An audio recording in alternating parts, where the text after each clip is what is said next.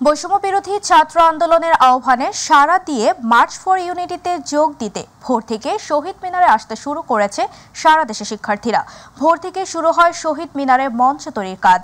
শিক্ষার্থীদের প্রত্যাশা, ফ্যাসিবাদ বিরোধী শপথে সারা দেশের মানুষ এক হওয়ার শপথ নেবে।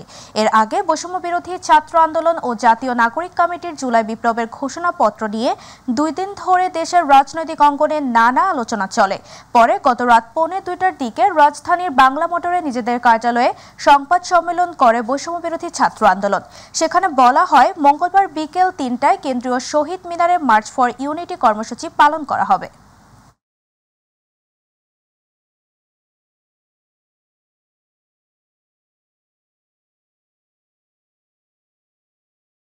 এই 5ই আগস্ট রাজপথে নেমে এসে শেখ হাসিনার বিরুদ্ধে স্লোগান ধরেছিল, শেখ হাসিনাকে না বলেছিল আগামীকালকে ঢাকা শহরের প্রতিটি মানুষ আমার শহীদ ভাইদের রক্তর্জিত গণঅভ্যুত্থানের প্রক্লেমেশনের পক্ষে রাস্তায় নেমে এসে আমাদের রাষ্ট্র এবং অন্তর্বর্তীকালীন সরকার সকল স্টেক হোল্ডারগুলোকে একটি ঐক্যের মধ্যে এনে যদি আমাদের এই প্রক্লেমেশন সেটিকে বাস্তবায়ন করে এবং সেটি আমাদের সংবিধানের প্রিএম্বল হিসেবে অন্তর্ভুক্ত হয়, তখন এটির যে স্থায়িত্ব, এটির ন্যাশনাল ইন্টারন্যাশনাল যে অ্যাকসেপ্টেন্স এবং এটির যে সাস্টেইনেবিলিটি সেটি একদম স্থায়ী হয়। আজ 31শে ডিসেম্বর রোজ মঙ্গলবার বিকাল 3 ঘটিকায় কেন্দ্রীয় শহীদ মিনারে মার্চ ফর ইউনিটি কর্মসূচি ঘোষণা করা হলো।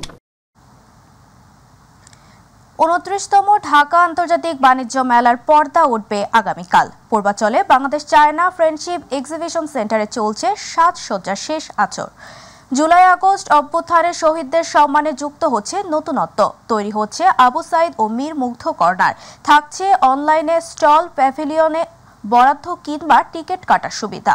প্রতিনিধি মকবুল হোসেনের তথ্যচিত্রে শামস তাবরিজ উচ্ছ্বাসের রিপোর্ট। কারো দম ফেলার সময় নেই। চারিদিকে চলছে আন্তর্জাতিক বাণিজ্য মেলার 29তম আসরে অংশ নেয়া দেশি বিদেশি স্টলগুলোতে শেষ সময়ে কাজের তোড়জোড়। নানা শঙ্কা কাটিয়ে 1 জানুয়ারি থেকে শুরু হচ্ছে ঢাকা আন্তর্জাতিক বাণিজ্য মেলা। 24-এর গণঅভ্যুত্থানের পর মেলা সাজছে নতুন রূপে। এবারের মেলার থিম জুলাই আন্দোলন। প্রবেশদ্বার থেকে শুরু করে মেলায় অংশ নেয়া প্রতিটি স্টলে স্থান পেয়েছে বৈষম্য বিরোধী ছাত্র আন্দোলনের স্মৃতি। শহীদ আবু সাইদ ও মীর মুগ্ধের নামে 2টি কর্নার সহ মেলায় বরাদ্দ রয়েছে 362টি স্টল।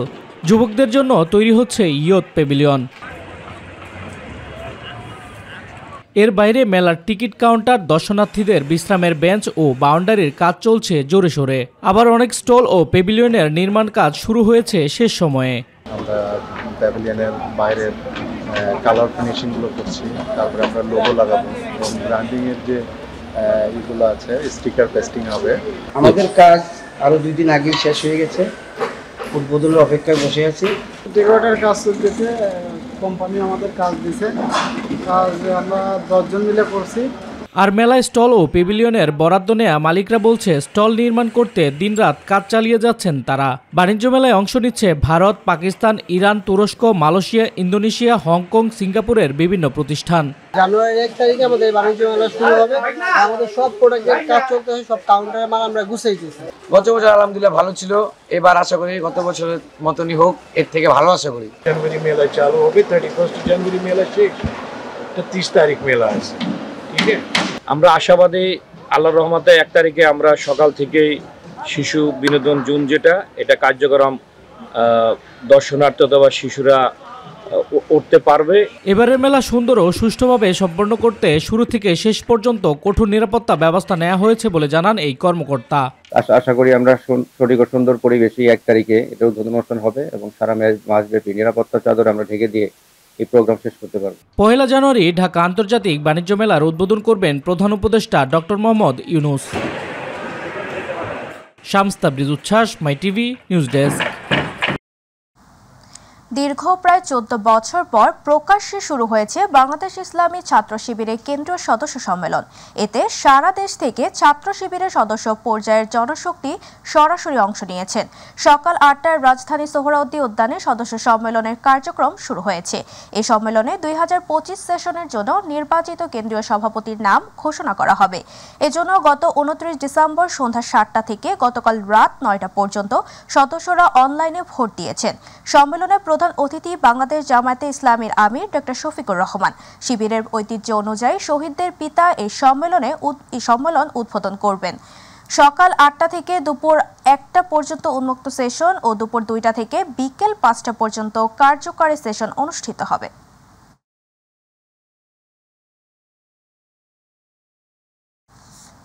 এবার আমাদের কৃষি।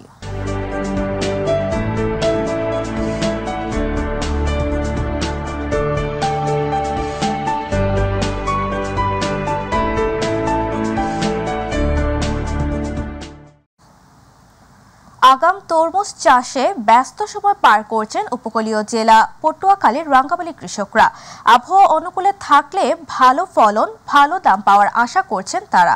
গেল বছরের চেয়ে এবছর এ জেলায় বেশি জমিতে তরমুজ আবাদ হচ্ছে বলে জানিয়েছে জেলা কৃষি বিভাগ। প্রতিনিধি এনামুল ইসলামের তথ্যচিত্রে আরও জানাচ্ছেন শামস তাবরেজ উচ্ছ্বাস। শীতকালে ঝড় বৃষ্টির আশঙ্কা কম। এছাড়া গরমের প্রাককালে বাজারে ফল সরবরাহ করতে পারলে পাওয়া যাবে বাড়তি দাম। তাই আগাম তরমুজ চাষে স্বপ্ন বুনছেন পটুয়াখালী রাঙ্গামালী উপজেলার উপকূলের চরাঞ্চলের কৃষকেরা। তবে সার, বীজ, কীটনাশক সহ উৎপাদন খরচ বৃদ্ধি পাওয়ায় চিন্তার ছাপ কৃষকের মুখে। তাই বাড়তি খরচ যোগান মেটাতে ঋণের বোঝা ঘাড়ে উঠছে কৃষকের। 3 কানি জমি চাষ করছি, এই পর্যন্ত আমার 7 লাখ টাকা খরচ হয়েছে। 5-6 জনের মতো লোক খাটতে আছে। কমপ্লিট খরচ আমার 10 লাখ টাকা যাইবে। যদি আল্লাহ ভালো ফসল দেয় তা 15 লাখ টাকা বেচার সম্ভাবনা আছে। কিছুরই দাম বাড়তে এই সিজনে শুধু সার ওষুধ, মানুষের কষ্টের মজুরিটা কেউ দেয় না। 2 অক্ত ডাল ভাত আমরা খাইয়া পয়সায় দিতে পারি না এবং আমাগো বাজারের সমস্ত দাম বৃদ্ধি, আমাগো বেতন পারে না। প্রতি বছর জেলায় সবচেয়ে বেশি তরমুজ উৎপাদন হয় দ্বীপঞ্চল উপজেলা রাঙ্গামালীতে। রাঙ্গামালীর রাঙা তরমুজের সুনাম রয়েছে সারা দেশে। আবহাওয়া অনুকূলে থাকলে ফসলের ন্যায্য দামের আশায় কৃষক। জমির চাষাবাদ হয়, পলিথিনের চারা বড় হয়, কিন্তু আমরা খেতে দিলেই চারাটা আমাকে ধরে যায়, কিন্তু আমরা সময় মতন, নির্দিষ্ট সময় মতন আমরা ফলনটা পাইতেছি। আমাদের আগাম তরমুজ দেওয়ার কারণ হলো আমরা চারা রোপণ করার 70 থেকে 80 দিনের মধ্যে ফলন পাচ্ছি। আর তাছাড়া কোনো বিপদ, ঝড় বৃষ্টির কোনো বিপদের কোনো সংখ্যা থাকে না। ফেব্রুয়ারি থেকে মার্চের মধ্যে আমরা ফলন পাওয়ার সম্ভাবনা আছে। ভালো ফলন পেতে কৃষকদের সকল পরামর্শ ও সহযোগিতা দেওয়ার আশ্বাস দিয়েছে কৃষি বিভাগ। কৃষকদের বিভিন্ন সময়ে বিভিন্ন বিষয়ে, রোগ এবং পোকামাকড় এবং আবাদের কৌশল বিষয়ে কৃষি বিভাগ তাদের চাহিদা মতো বিভিন্ন পরামর্শ দিয়ে থাকে। জেলা কৃষি অফিসের তথ্য বলছে, চলতি বছর রাঙ্গামালী উপজেলায় 5000 হেক্টর জমিতে আগাম তরমুজ চাষ করা হয়েছে। শামস তাবরেজ উচ্ছ্বাস, মাই টিভি নিউজ ডেস্ক। দর্শক, এই মুহূর্তে শহীদ মিনারে আছেন সহকর্মী ইউসুফ আলী। যুক্ত হচ্ছি তার সাথে। ইউসুফ, মার্চ ফর ইউনিটের প্রস্তুতি কি খবর আছে আপনার কাছে, আমাদের জানাবেন।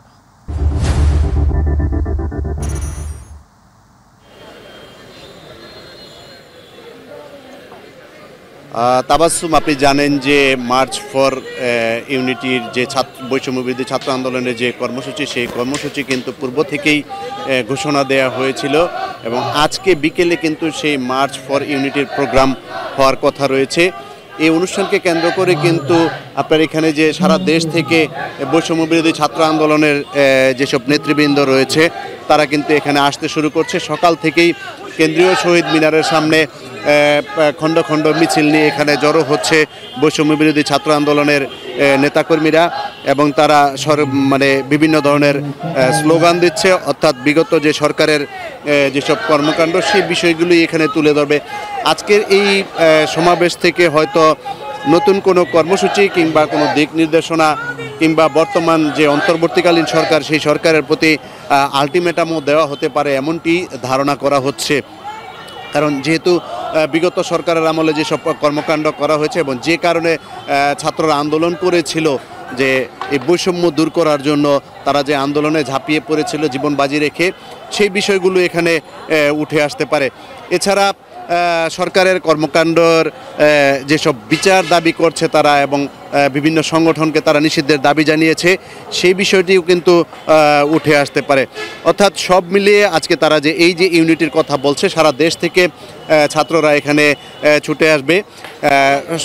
এখন কিন্তু আপনার কেন্দ্রীয় যে শহীদ মিনার, সেই শহীদ মিনারে মার্চ ফর ইউনিটি যে সমাবেশ, সেই সমাবেশ করার জন্য তারা প্রস্তুতি নিচ্ছে। অর্থাৎ এখানে যে মঞ্চ, সেই মঞ্চ নির্মাণের জন্য তারা প্রস্তুতি নিচ্ছে, কাজ করছে এবং খণ্ড খণ্ড মিছিল নিয়ে বিভিন্ন জেলা এবং উপজেলা থেকে ছাত্ররা এখানে জড়ো হচ্ছে। তবে সবশেষ দুপুরে যে সমাবেশ হওয়ার কথা রয়েছে মার্চ ফর ইউনিটি, সেই ইউনিটিতে আসলে কোন ধরনের ঘোষণা আসতে পারে সুনির্দিষ্ট করে বলতে গেলে সেই সমাবেশ সমাপ্ত হওয়া পর্যন্ত অপেক্ষা করতে হবে। তাবাসসুম বৈষম্য বিরোধী ছাত্র আন্দোলনের মার্চ ফর ইউনিটির যে কর্মসূচি কেন্দ্রীয় শহীদ মিনারে, এই শহীদ মিনারের সেই কর্মসূচির এই ছিল আমার কাছে সবশেষ তথ্য। তাবাসসুম। ইউসুফ, আপনাকে ধন্যবাদ। দর্শক, শহীদ মিনার থেকে মার্চ ফর ইউনিটির সর্বশেষ প্রস্তুতি সম্পর্কে তথ্য জানাচ্ছিল আমাদের সহকর্মী ইউসুফ আলী। সারা দেশের রাত এবং দিনের তাপমাত্রা সামান্য হ্রাস পেতে পারে বলে আবহাওয়া অফিস জানিয়েছে। আগামী 72 ঘন্টার আবহাওয়ার পূর্বাভাসে বলা হয়েছে মধ্যরাত থেকে আগামীকাল সকাল পর্যন্ত দেশের উত্তরাঞ্চলের মাঝারি থেকে ঘন কুয়াশা এবং দেশের অন্যত্র হালকা থেকে মাঝারি ধরনের কুয়াশা পড়তে পারে। এছাড়া অস্থায়ীভাবে আংশিক মেঘলা আকাশ সহ সারা দেশের আবহাওয়া শুষ্ক থাকতে পারে বলে আবহাওয়া অফিস জানিয়েছে। গতকাল দেশের সর্বনিম্ন তাপমাত্রা রেকর্ড করা হয় তেঁতুলিয়ায় 9.8 ডিগ্রি সেলসিয়াস।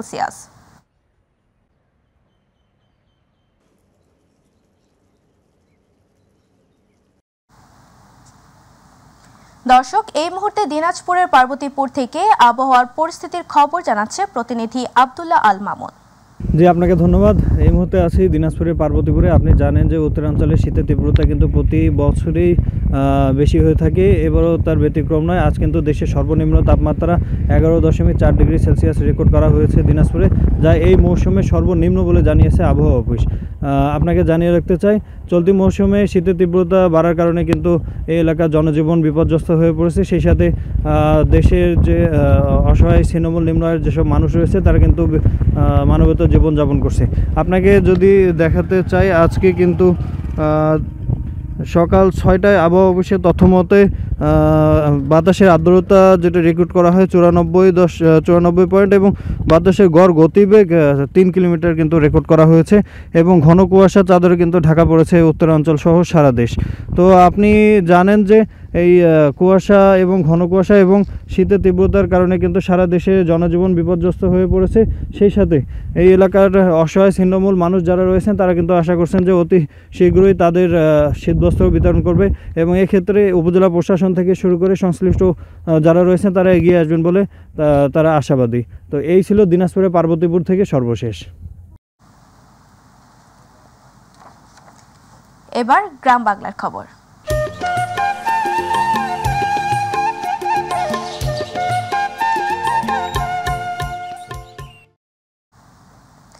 মুন্সিগঞ্জ আদালতের চলমান মামলার সাক্ষীর জেরার কলাকৌশল বিষয়ে ম্যাজিস্ট্রেট ও আইনজীবীদের মধ্যে কর্মশালা অনুষ্ঠিত হয়েছে। সোমবার বিকেলে মুন্সিগঞ্জ চিফ জুডিশিয়াল ম্যাজিস্ট্রেট আদালতের সভাকক্ষে জেরার কলাকৌশল বিষয়ে এই কর্মশালা করা হয়। অনুষ্ঠানে চিফ জুডিশিয়াল ম্যাজিস্ট্রেট ও কি নোট স্পিকার গাজী দেলোয়ার হোসেনের সভাপতিত্বে প্রধান আলোচক হিসেবে ছিলেন অতিরিক্ত chief judicial magistrate Mohammad Tasim Billah এবং senior judicial magistrate Mohammad Shahidul Islam. অনুষ্ঠানে সাক্ষীর জেরার কলাকৌশল বিষয়ে গুরুত্বপূর্ণ প্রামাণ্য চিত্র ধারণ ও প্রদর্শন করেন senior judicial magistrate Ifti Hasan Imran.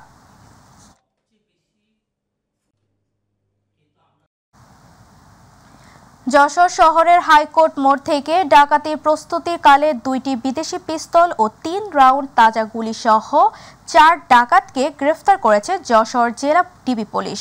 সোমবার বিকেলে পুলিশ সুপার কার্যালয়ের সংবাদ সম্মেলনে জেলা পুলিশের অতিরিক্ত পুলিশ সুপার নূরে আলম সিদ্দিকী জানান, গোপন সংবাদের ভিত্তিতে যশোর শহরের হাইকোর্ট মোড় এলাকায় সংঘবদ্ধ ডাকাত দল ডাকাতের প্রস্তুতি নিচ্ছে। এমন তথ্যের ভিত্তিতে জেলা ডিবি পুলিশের এসআই শাহিনুর রহমান, এসআই বিপ্লব সরকারের সমন্বয়ে একটি আভিযানিক দল গতকাল রাত 12টার দিকে অভিযান চালিয়ে 4 জন ডাকাতকে গ্রেফতার করা হয়। এ সময় তাদের কাছ থেকে 2টি বিদেশি পিস্তল ও 3 রাউন্ড তাজা গুলি উদ্ধার করা হয়।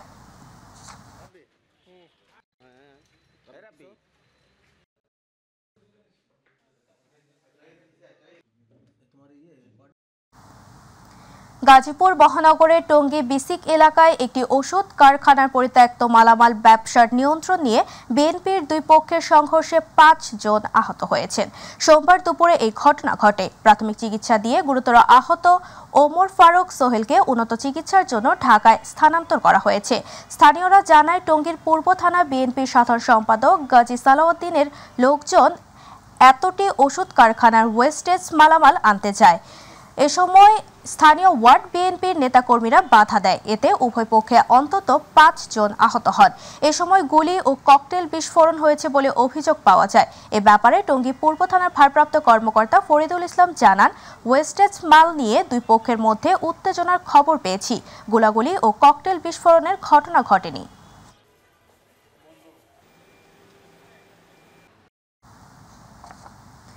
গাজীপুরের কালিয়াকৈরে 3 দিন ব্যাপী তফসিরুল কুরআন মাহফিল গতকাল আখেরি মোনাজাতের মাধ্যমে শেষ হয়েছে।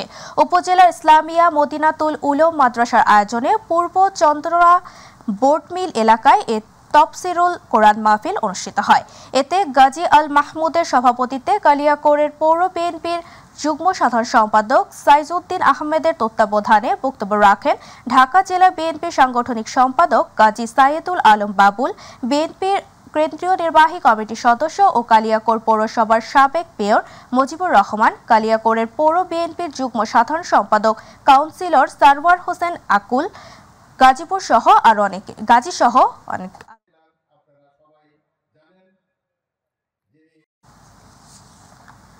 গাইবান্ধার সাদুল্লাপুরে গরিব অসহায় দুস্থ মানুষকে ফ্রি মেডিকেল ক্যাম্প ঔষধ বিতরণ কর্মসূচি অনুষ্ঠিত হয়েছে। সোমবার দুপুরে সাদুল্লাপুর উপজেলার নলডাঙ্গার উমেশ চন্দ্র উচ্চ বিদ্যালয় ক্যাম্পাসে ব্লাড ডোনার্স অ্যাসোসিয়েশন আয়োজনে গরিব অসহায় দুস্থ সহ নানা শ্রেণী পেশার 1200 জন নারী, পুরুষ ও শিশুকে মেডিকেল ক্যাম্পের মাধ্যমে চিকিৎসা সেবা ও ওষুধ বিতরণ করা হয়। এ সময় ফ্রি মেডিকেল ক্যাম্পে 12 জন বিশেষজ্ঞ ডাক্তারের তত্ত্বাবধানে চক্ষু সমস্যা, নাক কান, ডায়াবেটিস সহ নানা রোগের পরামর্শ চিকিৎসাপত্র প্রদান করে।